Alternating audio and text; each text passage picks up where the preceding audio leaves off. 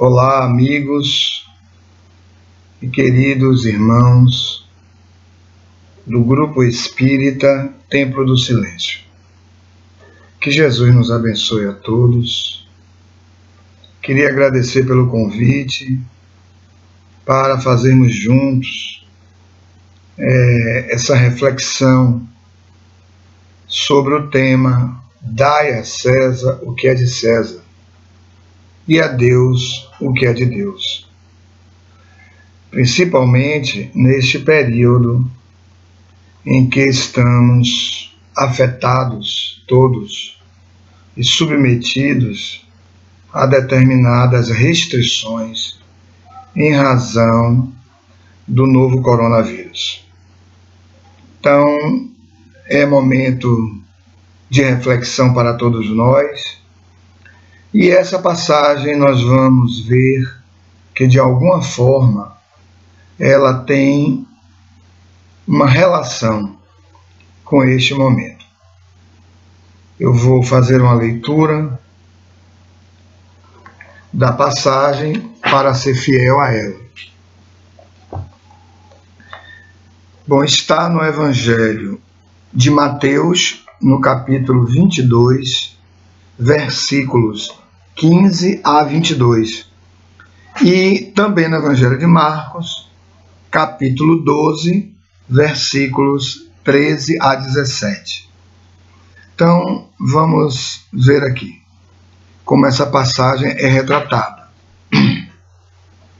Os fariseus, tendo se retirado, entenderam-se entre si para enredá-lo com as suas próprias palavras. Enredar é colocar alguém preso, vinculado ao que disse, aprisionado, refém, vamos dizer assim, por alguém numa situação difícil. No caso, a partir das próprias palavras que Jesus diria, porque eles iam submeter Jesus a uma questão que nós vamos ver um pouco à frente aqui. Mandaram então seus discípulos em companhia dos herodianos, que eram também opositores, não diretamente a Jesus, mas era um grupo, por assim dizer, político, que pretendia de alguma forma recuperar a autonomia daquela região, ter o poder, vamos dizer assim, ter o poder. Em companhia dos herodianos, dizer-lhe: Mestre, aí vem a questão, sabemos que és veraz e que ensinas o caminho de Deus pela verdade, sem levares em conta a quem quer que seja, porque nos homens não consideras as pessoas. Ou seja,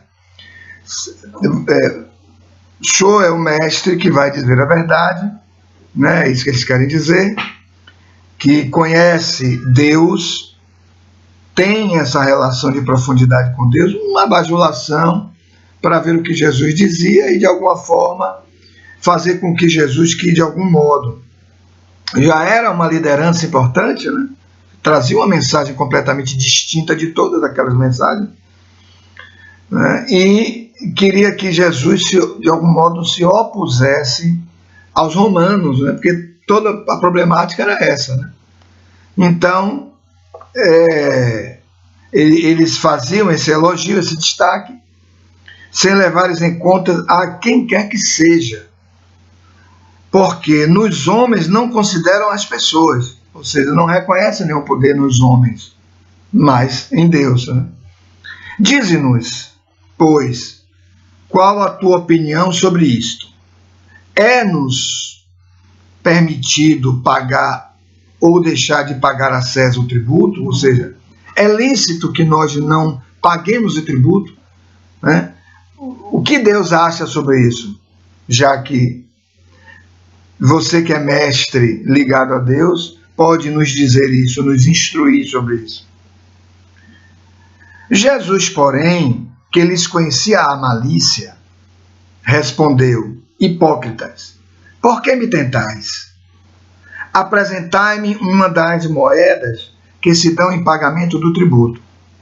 E, tendo-lhe eles apresentado um denário, perguntou Jesus: de quem são esta imagem e esta inscrição? De César, responderam eles. Então observou-lhes Jesus: dai, pois, a César o que é de César, e a Deus o que é de Deus. Ouvindo falar dessa maneira, admiraram-se eles da sua resposta, e deixando-o, se retiraram. Então essa é a passagem que nós vamos examinar. Já vimos aí todo o quadro, né, e toda a complexidade dessa passagem. Sempre é assim. Jesus, como ele é o condutor espiritual do planeta, e ele é o coordenador de todos os processos de desenvolvimento espiritual, ele ouvia do indivíduo quais eram os sintomas, né? Quais eram esses sintomas, e apresentava a medicação, né? Apresentava o remédio. E nós vamos ver isso aí agora, qual foi o remédio que Jesus deu e por que deu, e em que situação isso foi feito, né? O que ele quis efetivamente dizer. Bom, o grande problema sempre foi o problema do imposto, né? Então essa passagem é uma passagem muito significativa, porque ela vai trazer qual é o nosso grande problema. O nosso grande problema é sempre o imposto. No caso aí, o imposto que era pago, ou seja, o tributo que era pago a César, no caso a Roma, que era o dominador daquele momento naquela região, né? Então, temos sempre, né, resistência em pagar imposto. Isso é histórico na humanidade, né? Até hoje temos resistência, tanto que temos fiscais, né? Existem os auditores, né? Os cobradores de impostos sempre existiram, porque ninguém paga imposto espontaneamente, tanto que o próprio nome é imposto, né? Imposto quer dizer aquilo que é obrigado, que se é obrigado a pagar.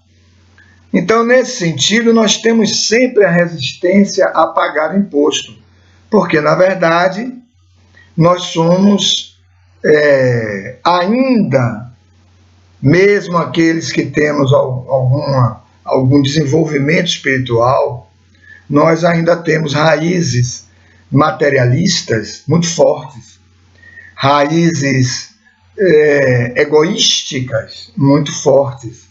Então, nós não somos aqueles que temos as tendências a nos desfazermos das coisas que nós arrecadamos como bens, né, que estão ligados a nós. Então, o dinheiro, né, os objetos da vida, antigamente se pagava também com objetos, né? Às vezes o imposto era o trigo, isso mais antigamente, né?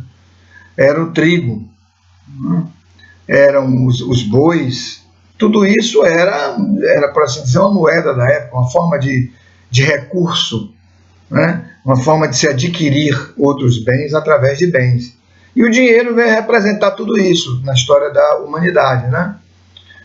Então, nesse ponto, nós temos muitas resistências a pagarmos, a nos apartarmos desses recursos, né? A nos alienarmos deles, nos tornarmos alien, aquele que está separado, né? Separado do dinheiro, separado do recurso. É muito difícil isso.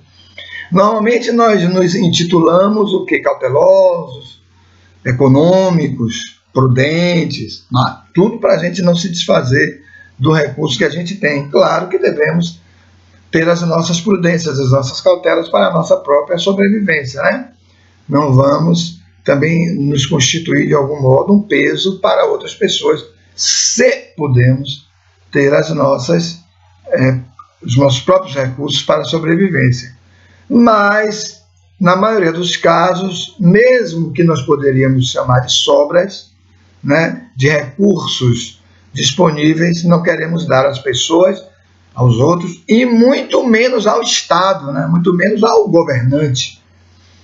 De algum modo, nós providenciamos uma forma de sonegação, né? Aqui e ali, enfim, de algum modo não pagamos um imposto com muita satisfação, nem com muita alegria. Eu, pelo menos, não conheço ninguém que diga, hoje é um dia muito especial, hoje eu estou saindo daqui de casa para ir pagar os meus impostos.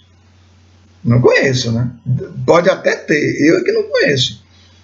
Mas, enfim, a questão do imposto é a questão da resistência em se apartar do recurso financeiro. Em muitos casos, nós nem gostamos muito quando outras pessoas enriquecem, né? Pelo menos assim, para os mais materialistas, né? Aqueles mais apegados, né? Porque o dinheiro é uma forma também de destaque, é uma forma de ser reconhecido, é uma forma de se ser exaltado na nossa cultura, né? A nossa cultura é uma cultura de exaltação. Veja as pessoas que não dependerão mais de ninguém para sobreviverem, elas são pessoas que se julgam independentes, né? Muitos pensam que se bastam dessa forma e podem adquirir muitas coisas. Então essa questão já é uma questão muito antiga na humanidade. E no caso ali era bem mais grave, porque se tratava dos romanos, né? Um povo que surgiu, guerreou, dominou a região e impôs, portanto, a sua cultura, as suas regras, né? O seu sistema jurídico, o seu poder decisório e também cobrava os seus impostos, né? Então, a questão mais grave aí, e a gente precisa estender um pouquinho este evento onde Jesus estava envolvido, para associar a ideia de imposto não apenas à ideia de pegar o dinheiro para pagar um tributo, mas do ponto de vista espiritual, o imposto, nós vamos detectá-lo, vamos localizá-lo em toda forma aí na experiência humana, em toda forma onde nós somos exigidos por alguém, por alguma circunstância, por um fato, por uma situação. Nós não concordamos muito com isso, não é? Não aceitamos muito aquilo que nos é imposto. Aí já não é bem a questão do dinheiro, nós estamos fazendo uma elaboração, uma extensão aos fatos da vida. Então, do ponto de vista mental, muitas vezes nós somos exigidos em campos onde são debatidas teses. Pessoas apresentam teses que são contrárias às nossas, né? Os chamados pontos de vista, né? Então, muitas vezes, essas pessoas apresentam pontos de vista diferentes dos nossos, né? Fazem uma leitura da vida diferente das nossas. Então, como nós estamos convencidos de que estamos certos, de que o nosso sistema de pensar é o sistema correto, nós não aceitamos. Então vão surgir o quê? Os embates, vão surgir as disputas, vão surgir as guerras, vão surgir os isolamentos, porque muitas pessoas se isolam de outras, até mesmo dentro das suas próprias famílias, porque pensam diferente. Não tem o bom senso de avaliar que a outra pessoa tem o direito de pensar diferente. Não, mas eu penso assim, não, eu não posso me submeter ao modo de pensar do outro, né? O que não é uma verdade. Cada pessoa pode ter o seu modo de pensar e todas conviverem harmonicamente. A única coisa que não é possível de ser feita, né, é você querer tornar material, ou seja, concreto, através de atos concretos, aquele seu modo de pensar, né? Inclusive no livro dos Espíritos, os Espíritos, quando tratam da lei de liberdade, eles vão dizer isso, há liberdade total no pensamento. Entretanto, não há essa mesma liberdade nos atos. Existem restrições quanto aos atos, né? Então, nesse ponto de vista, nós vamos encontrar essas disputas no campo mental, no campo das ideias, no campo do ponto de vista. E isso gera para o indivíduo certos constrangimentos, certas restrições a partir dessas imposições. Você trabalha numa empresa, você não concorda com aquele sistema, mas você precisa. Você precisa de ter o salário para sobreviver. Então é uma imposição. Vejam, mesmo que não paguemos os impostos ou pagamos os impostos, nós já estamos aí nos referindo a outras formas de imposições. E Jesus vai o quê? Dar uma resposta sobre isso. Note o mestre. Ele vai dar uma resposta sobre isso. Porque é aquilo que a vida nos exige. É aquilo que as leis espirituais nos exigem. As leis morais da vida. Porque a lei moral, ela é uma forma de apresentar Deus. É uma forma de apresentar a vontade de Deus. Como Deus quer que nós sejamos, nos manifestemos. Né? Como Deus quer que nós caminhemos para Ele. Olha, vocês deverão caminhar assim, adorando, lei de adoração.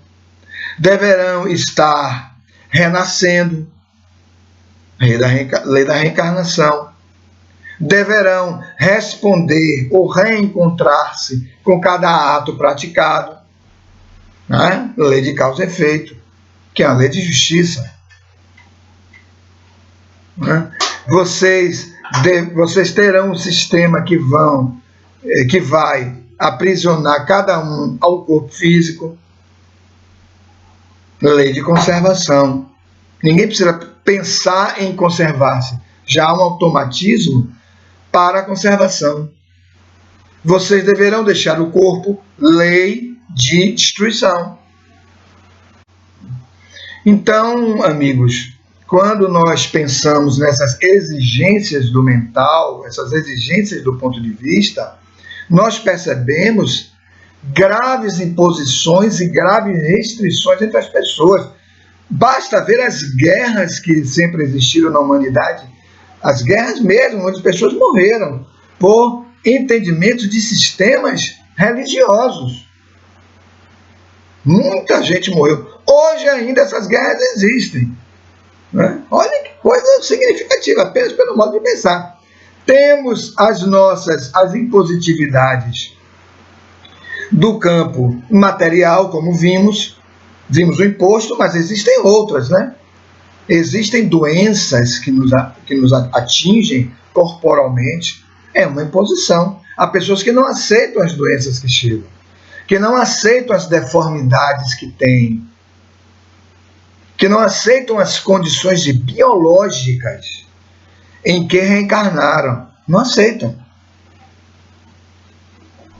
Não é? Então, mas é uma imposição, você vai ter que viver sob essa condição. Né?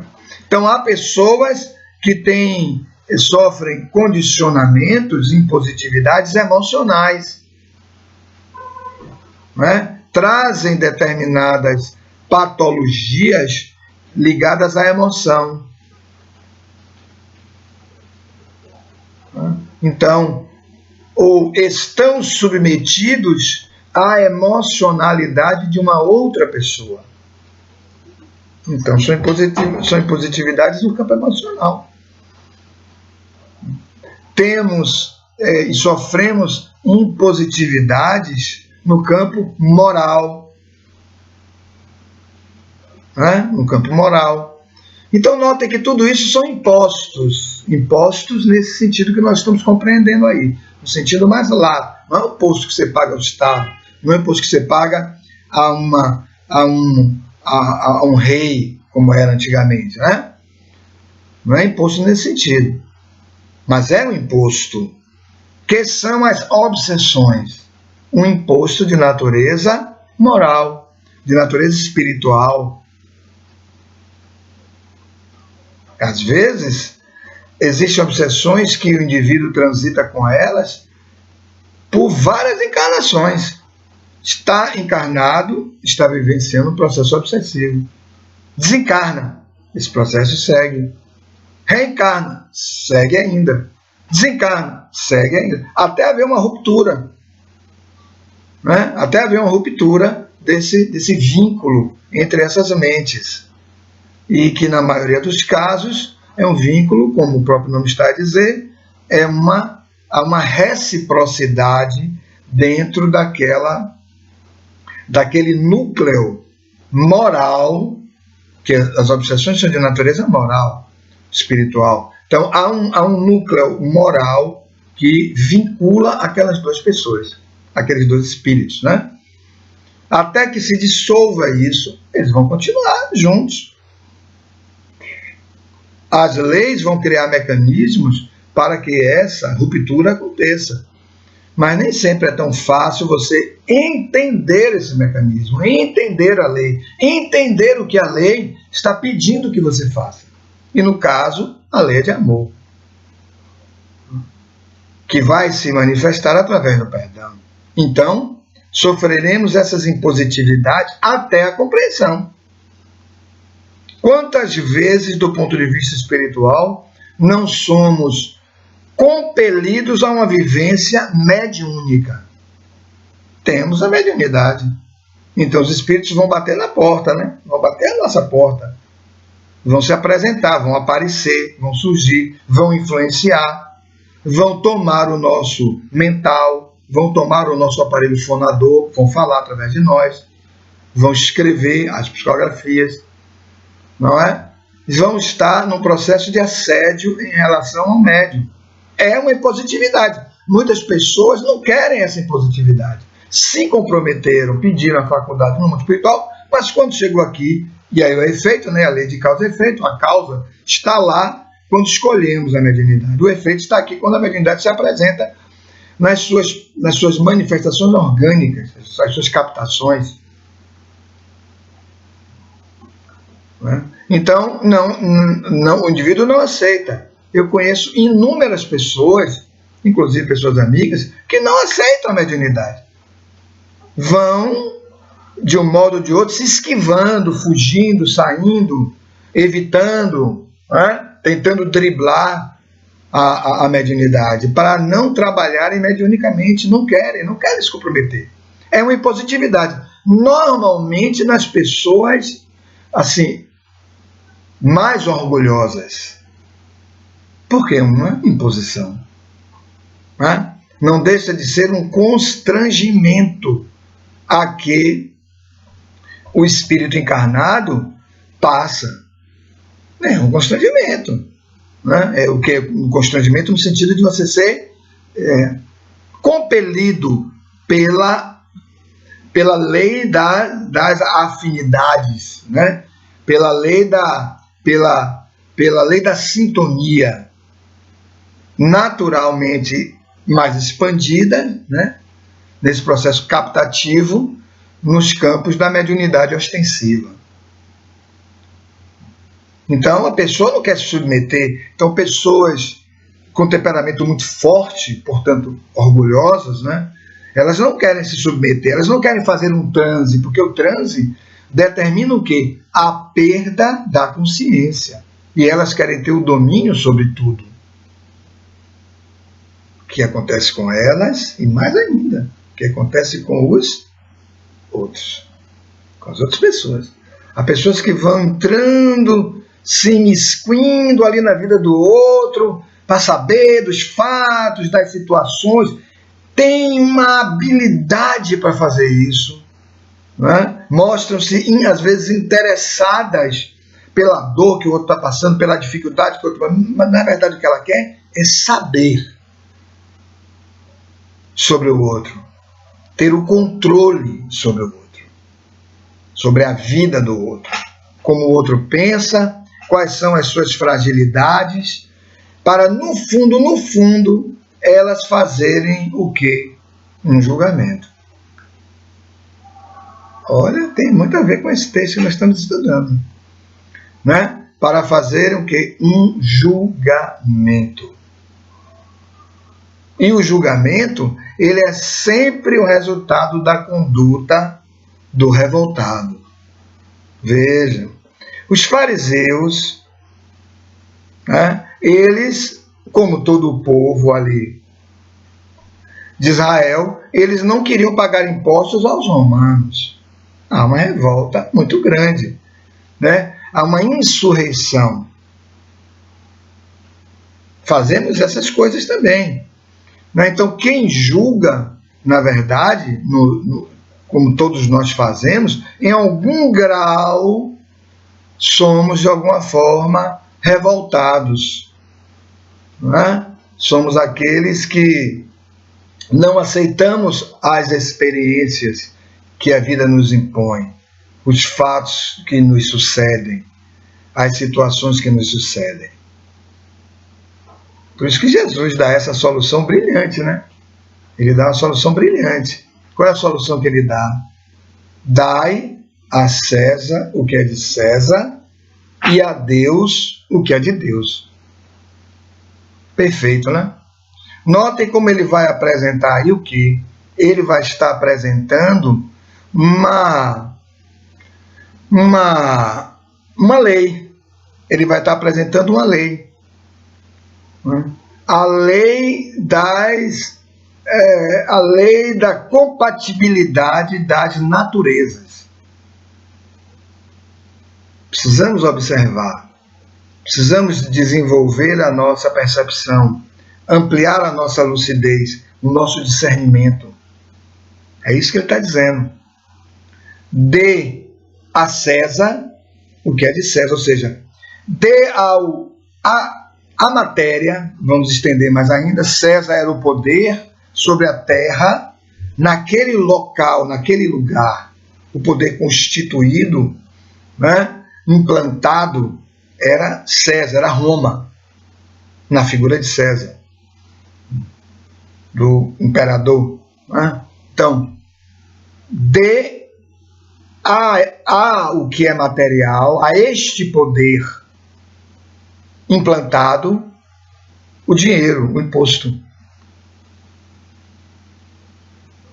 Era isso. Se nós formos estender para as questões espirituais, diremos: dê à matéria, viva na matéria aquilo que é exigível pela matéria. Que temos as coisas que são da matéria. O quê? Precisamos comer, precisamos vestir, precisamos ter as nossas necessidades ou experiências sexuais atendidas naturalmente, dentro dos níveis compatíveis com as exigências corporais, né? Sem desregramentos, sem excessos, sem abusos, porque os excessos, os desregramentos e os abusos que geram todas essas paixões são desregramentos e que são contrários à matéria. Não, eu não me conformo em ter apenas este gozo nesse limite. Aí eu vou usar medicamentos para ampliar as minhas capacidades, por exemplo, sexuais, né? Sexuais, para estender o gozo. É uma resistência à impositividade da lei corporal. Olha ele aparecendo aí. É uma insurreição, é uma não aceitação. Mas existem as necessidades nos seus âmbitos normais, naturais. A aceitar a idade que se possui. Né? Então, há pessoas que não concordam com a velhice. Sequer querem ouvir falar de velhice. Não aceitam. Então, é uma insubordinação a uma lei material, corporal. Jesus diz, não, você precisa pagar esse imposto, vamos dizer assim, ceder a isto, ceder ao que é corporal, dar ao corporal aquilo que é corporal. Eu preciso do sono para descansar. Eu preciso dormir. Não vou dormir, não. Há pessoas que viram noites e noites e noites e noites nas baladas, nos gozos excessivos, por uma inaceitação. Você precisa trabalhar, para se manter, para sustentar. Mas há pessoas que não querem isso. Trabalham excessivamente, ultrapassam demais os limites necessários ao trabalho. E, portanto, adoecem, violam a lei. Enfim, tudo que nós podemos analisar como as impositividades corporais. O espírito está ligado por um lapso de tempo, um período de tempo ao corpo, para adquirir as experiências necessárias à compreensão dos mundos materiais, das leis desses mundos e o que elas ensinam. Muitos não querem, alguns se suicidam. Não quero, não vou me impor a isso. Não, de modo nenhum. Vou abreviar esse período no corpo. É uma insurreição. Notem que nós estamos falando mais ou menos da mesma coisa. Só que nós estamos ampliando um pouco essa percepção para apenas esse sistema de pagar o imposto ou não pagar o imposto. Nós vamos encontrar essa abordagem no Evangelho segundo o Espiritismo, no capítulo 11. Onde Kardec intitulou Amar o Próximo como a Si Mesmo. Então vamos encontrar essa passagem do dar a César o que é de César. Eu que estou ampliando aí um pouquinho e dar a Deus o que é de Deus, né? A casa nem me pediu para falar sobre dar a Deus o que é de Deus. Eu que estou indo um pouquinho além aqui. Então, nesse sentido, é que nós vamos ver que Jesus, ele fala dessa compatibilidade, dessa lucidez. Dessa lucidez. Ele está apresentando aí o quê? Uma lei. Que lei? A lei do equilíbrio. Dai a César o que é de César. Dá à matéria o que é da matéria. Hoje estamos vivendo o quê? Um confinamento, um isolamento social em razão da Covid-19, né? Estamos vivendo esse isolamento. Ou seja, o que é que um elemento material, corporal, orgânico, seja lá como for, nos exige? Exige de nós um isolamento. Sob pena de nós ou perdermos a nossa vida, com o contágio e, consequentemente, o desenvolvimento dos sintomas que podem levar à morte. Muitas pessoas são até assintomáticas, não tem nada, mas outras morrem. Outras ficam gravemente enfermas, mas sobrevivem. Mas há um aprendizado em tudo isso. Há um aprendizado nesse medo que nós estamos vivenciando, no recolhimento que nós estamos vivenciando. E o medo aí ele tem vários graus. Os mais espiritualizados têm muito menos medo, porque já compreendem outras coisas, já compreendem a transitoriedade da vida física, da experiência física. E ele então apresenta, para compor esse sistema de equilíbrio, e aí é onde vai exatamente o equilíbrio, ele diz: dá a Deus o que é de Deus. Olha como o mestre é perfeito, dá a Deus o que é de Deus. E o que é que nós devemos dar a Deus? Devemos dar a Deus a nossa alma. Devemos dar a Deus o nosso amor. Como? Buscando-o, observando-o, tentando perceber qual é a sua vontade, porque sabemos, a vontade de Deus é a melhor para nós. Jesus fala: eu e o Pai somos um. Eu estou no Pai, o Pai está em mim. Ele está falando do quê? Ele está falando aí de uma perfeita integração. Uma perfeita integração entre ele e Deus. Nele já há o quê? A unidade. Ele está uno com Deus. Que é para onde nós estamos rumando. E precisamos observar essas essas revelações espirituais que ele, Jesus, que é uno, nos apresenta. É isso que temos que observar. Ele está trazendo, olha, faça isto, observe isto, haja assim, pense assim. Este é o caminho. E aí, como perfeito educador, o que é que ele fez? Deu essas diretrizes e vivenciou cada uma delas. Porque não é simplesmente chegar e dar regras, dizer princípios e ir embora. Ele ficou para, no corpo, vivenciar essas experiências. Quando vocês estiverem passando pela dor, assim, faça isso. Quando vocês estiverem passando pela pressão, faça isso. Quando vocês estiverem passando pela experiência da traição, como ele passou, faça isso. Quando você estiver vivendo pela experiência da negação, Pedro, que negou, faça isto. Quando você estiver passando pela experiência da injustiça, faça isto. Olha como eu fiz. Ele foi julgado no processo injusto. O próprio Pilatos chegou a dizer, mas não há nada que esse homem tenha feito. Mas mesmo assim, permitiu que a população, a turba, o condenasse. Não deveria. Como é que você põe em julgamento alguém que no seu sistema jurídico não violou nenhuma lei? Então ele vai apresentar esse sistema do perfeito equilíbrio. O perfeito equilíbrio entre essas duas formas de exigência a que vivemos. Então a sacada dele, em toda essa frase, está na expressão é de. É de. Olha como ele diz. Dai a César o que é de César. Dê à matéria o que é da matéria. É dela. Isso não é seu, isso não pertence a você. Você não se conduzirá com isso, que é a matéria, durante muito tempo. E dê a Deus o que é de Deus. É de Deus, ou seja, o que é da natureza divina. O que é da natureza divina?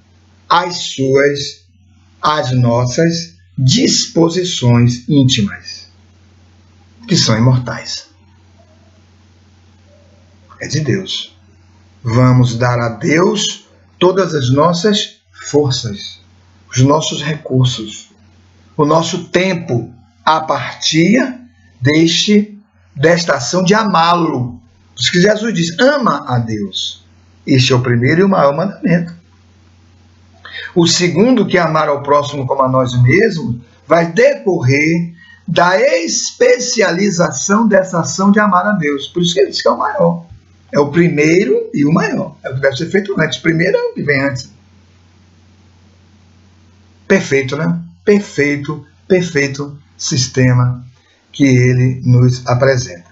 Então, nesse momento, nós somos convidados, e aí fazendo uma referência a esse momento da Covid-19, nós somos convidados, como em todos os atos da vida, somos convidados a deixar que os fatos regidos pelas leis corporais aconteçam, se deem, e que nós, de nossa parte, tomemos todas as cautelas necessárias, porque é responsabilidade nossa manter a vida, porque isso significa valorizá-la, é um tesouro que, a vida física é um tesouro que Deus nos deu, então façamos a nossa parte, mas estejamos intimamente predispostos a tudo que possa acontecer conosco. Então, para muitos, a perda dos seus recursos financeiros, para outros a perda da saúde, para outros a perda da vida física. Não é uma coisa tão fácil de se dizer, né? Mas na interpretação dessa passagem, é isso que ele quer dizer. Dê à matéria o que é da matéria. Deixe na matéria o que é da matéria. Em outro momento ele até fala isso, né? Deixai os mortos enterrar os seus mortos. Tudo é da matéria.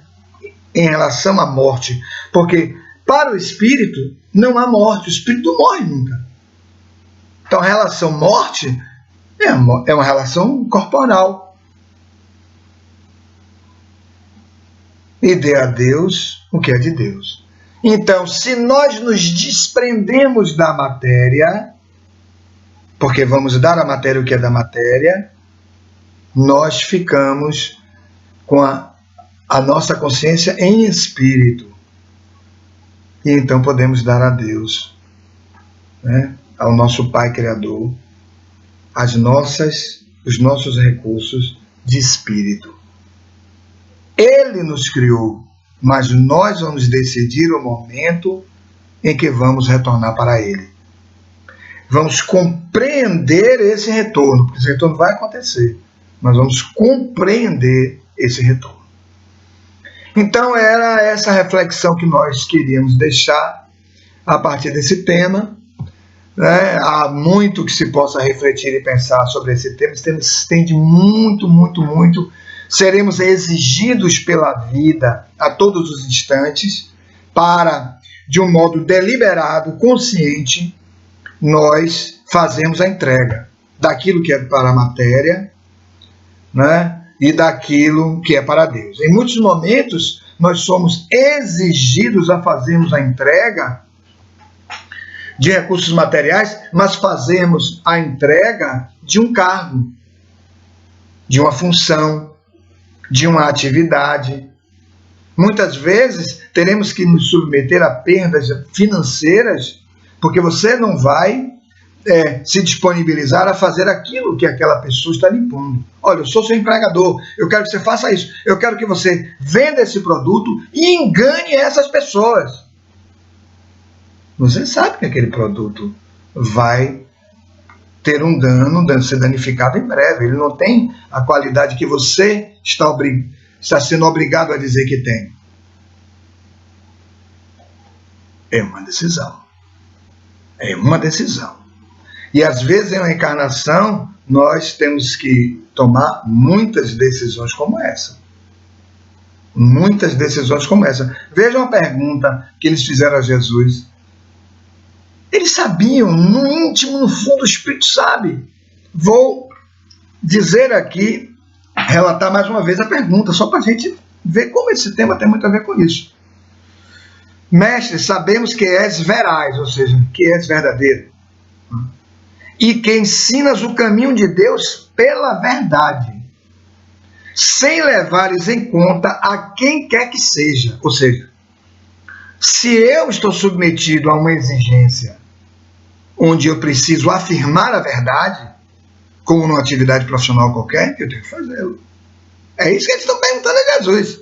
Eles sabem que Jesus vai fazer isso. A alma dele, o espírito dele, reconhece isso. Tanto que quando Jesus dá a resposta, eles ficam assim, pasmos, ao mesmo tempo pasmo com a resposta. Poxa, nunca imaginava que isso pudesse dizer isso. Dê à matéria o que é da matéria, dê a Deus o que é de Deus. E desenvolva esse perfeito sistema de equilíbrio para você transitar pela matéria com tranquilidade. Não é? Por isso desenvolvemos as consciências de culpa. Mas é tema para outra palestra, né? Porque violamos a lei. Violamos a lei.